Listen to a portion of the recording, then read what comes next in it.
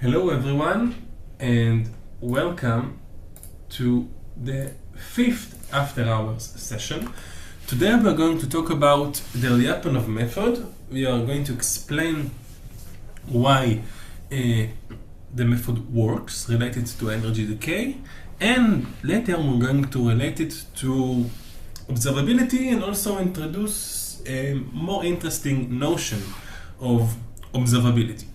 So in the previous session, basically what we did for the LQR, we designed an optimal ball, P, to minimize some cost. Now, today we are going to generalize this concept. We want to ask a more fundamental question.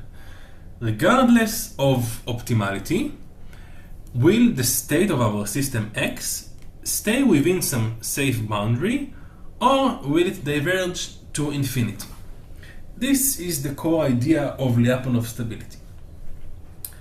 In class, we saw that an LTI system is stable if there exists some positive definite P such that this following equation holds. And we want to understand this formula and give an intuition to this formula. So let's define V as X transpose Px. We saw this also in class. This is basically the energy function of the system. And we know that X transpose Px describes a ball like we saw last time. So as we see over here, so for any value of x1 and x2, we are somewhere on this function, and this function is just basically a value of a ball. Now, at any point x in the state space, we have two critical vectors. So first of all, we have the gradient. So the gradient points in the direction of the steepest increase in V, which is basically the energy. So for this specific V, the gradient is twice Px. Geometrically, this vector is always perpendicular to the level sets. So basically, if we have some valley and we look at the valley from above, so any ellipsoid that we see here is just a different level, a different height, and the gradient points in the steepest climb, which is clearly uphill, as we can see here. Now, the second vector is x dot. X dot is the flow of the system, the rate of change of the system, and we know specifically here that x dot is equal to ax. Note that if we take the derivative of v, by the chain rule we have dv to dx1 times dx1 to dt, and so on. So basically, we can write the time differentiation of v as the scalar product between the gradient and x dot, because the gradient of v is just vector with entries dv to dx1, dv to dx2, and so on.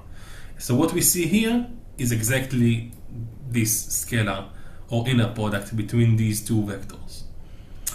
Now, if we write the scalar product explicitly, so we have the transpose of the first vector, which is twice px, times the second vector x dot, which is ax, which is twice x transpose p transpose ax. We can, first of all, because p is positive definite, it's symmetric, so we can just remove the transpose over here. So we have v dot is twice x transpose px, and we can write twice x transpose pax as literally just twice writing x transpose pax. Now, each of these terms is a scalar, and clearly the transpose of a scalar is just a scalar, so we can write, instead of x transpose pax, we can write the transpose of it, which is x transpose a transpose px. So finally we obtain that V dot is X transpose A transpose PX plus X transpose PAX, which is just X transpose from the left, X from the right, times A transpose P plus PA, which we know from the actual formula. Now, if A transpose P plus P transpose A is negative definite, thus solving the formula, it basically means, again, I remind you that V dot is a scalar product. A scalar product gives us basically the angle between the two vectors in the product. So if this is negative, the angle between the flow, which is AX, X dot, and the gradient is always larger than 90 degrees. So basically the system itself is physically forced to move downhill because the velocity, the rate of change, X dot, always has some component which is pointing against the energy gradient. So for example, here we have some value of x1 and x2. In red is the gradient at this specific point, clearly pointing upwards, and the angle between the red, which is the gradient, and x, which is, and the blue, sorry, which is x dot, is more than 90 degrees, and this means that this blue line here will have some component which is downhill basically, and this means x dot is downhill, so the system will move towards the base of the valley. So we conclude that if minus A transpose P plus PA, which is Q, is negative, the formula works, and this implies that the system converges asymptotically. Basically, Q is some measure of the energy dissipation rate of the system. So Q is basically power because it's rate of energy change, which is power. And in class we also saw that we can write P explicitly using Q. So what does this mean? If we start at some point x0 and just let the system run to infinity homogeneously, no input, the total energy that will leak out of the system is the integral from 0 to infinity x transpose qx dt. Why? Because we just said Q is the rate of energy change. So in order to get the actual energy, first of all, we need to multiply by x transpose and x to get a scalar to relate to the system. And then we integrate to get the actual energy, because this is a rate. We need to integrate to get the actual energy. Now we know that the solution of LTI systems is x equal to EAT x0. So we just plug this in.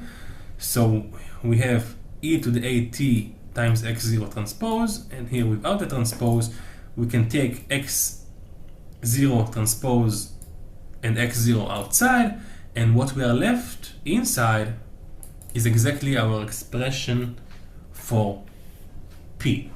So basically the value of x0 transpose P x0 is the total energy the system is destined to dissipate if it starts at some x0 and just goes on forever.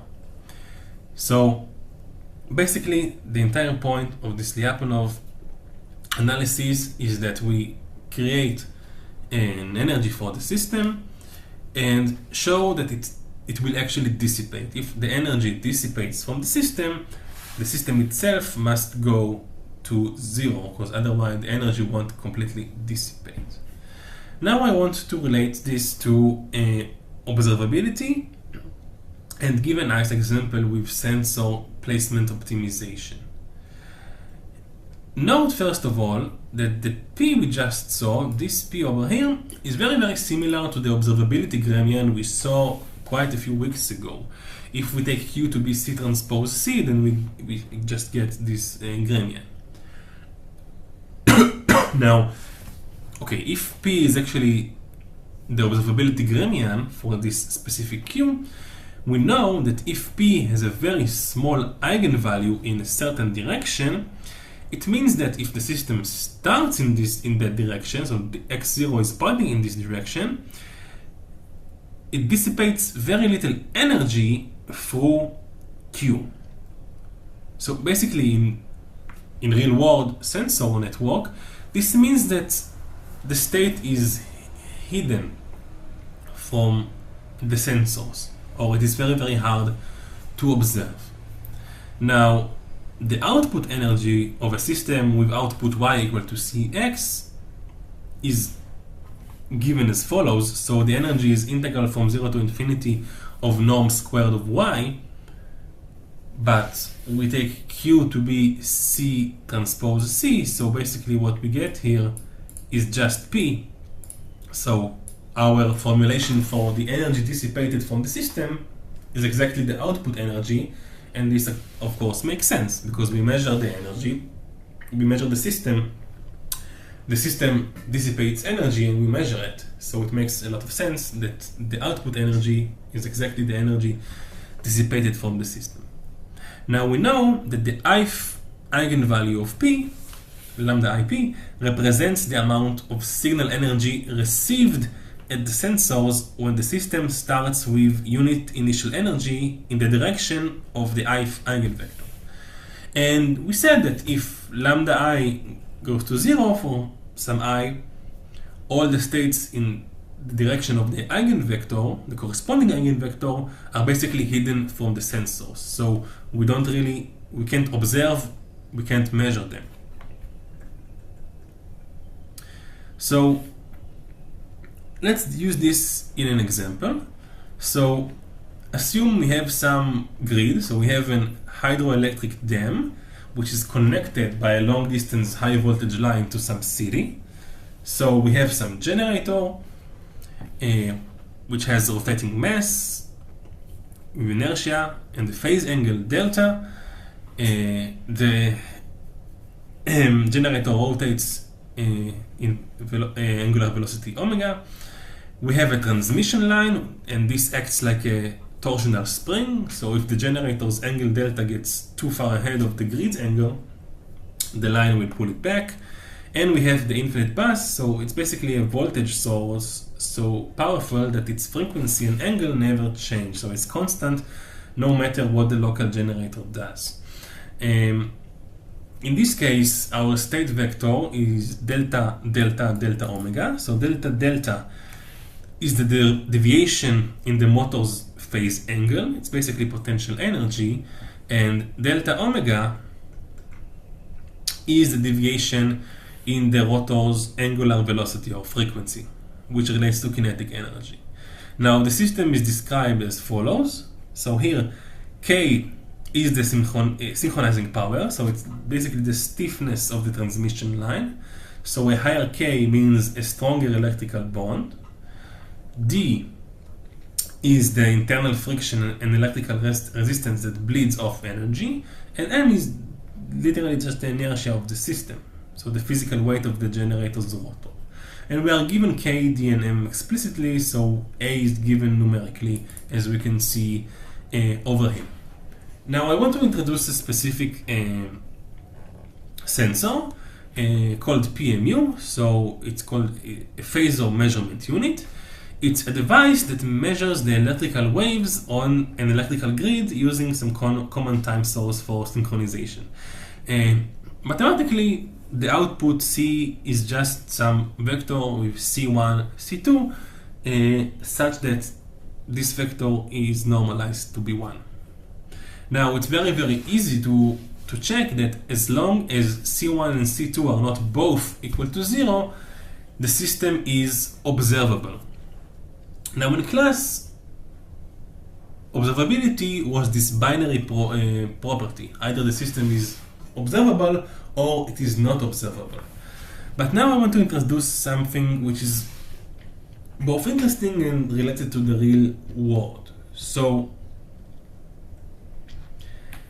I want to talk about the quality of the measurements, and I will rate the quality of the measurements to our matrix P.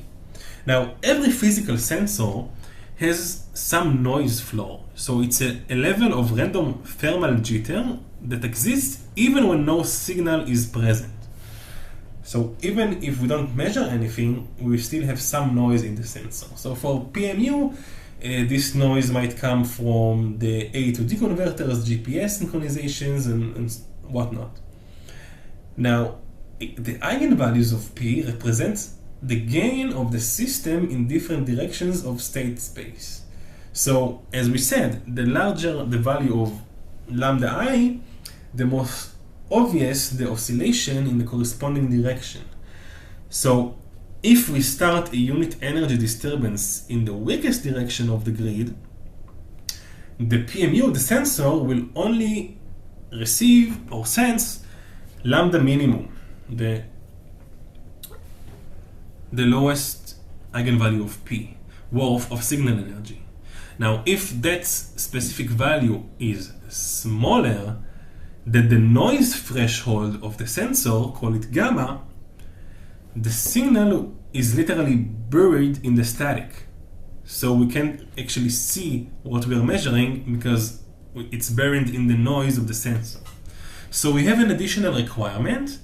The requirement is that the smallest eigenvalue of P must be larger than gamma, which is the noise threshold of the sensor.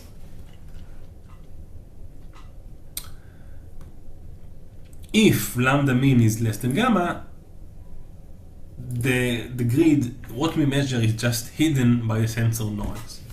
Now, we solve the Lyapunov equation. Again, because the system is observable, we can use this specific equation. Solving for P, for general C1 and C2, this is what we get. You can check this at home. And the eigenvalues are just given here as follows.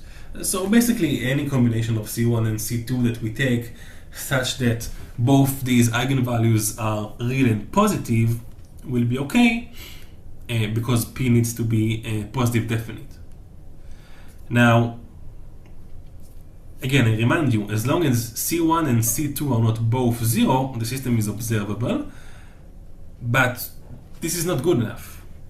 Basically, by introducing this requirement, we have an additional requirement on the values of C, which is given here. So lambda minimum is clearly just taking the minus here, which is what we see here.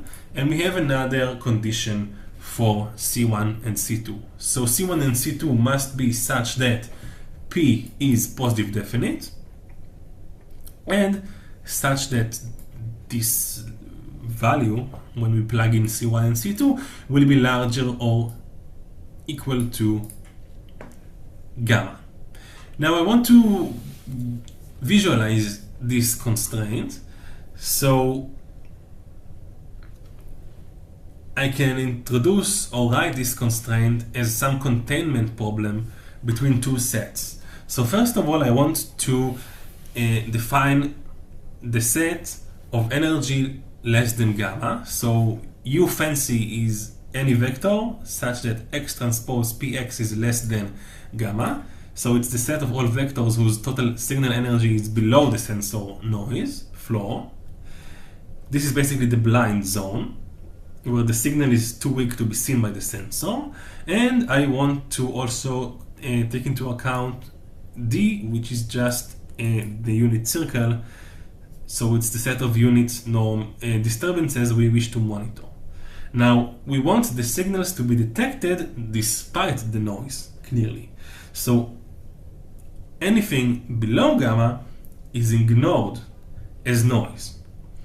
Anything above gamma we treat as a real signal. Okay, if it's below the noise, we don't really care about it. For us, we cannot distinguish between the actual noise and the measurement, so we just ignore it.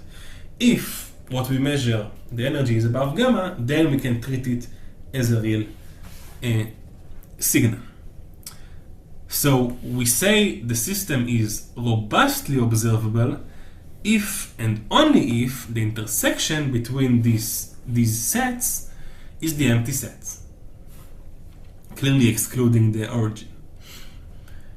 So this is equivalent to requiring that the noise ellipsoid, which we see over here, is contained within the unit ball. So basically, epsilon gamma, which is just the boundary of this set, if the boundary of this set is contained in the unit ball, then the intersection clearly will be the empty set.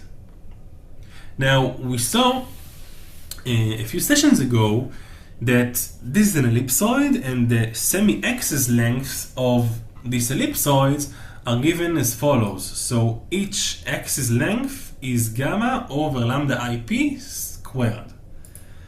So the condition for containment is that the longest semi-axis must not exceed the radius of the ball. So the largest axis, max over AI, must be less than 1.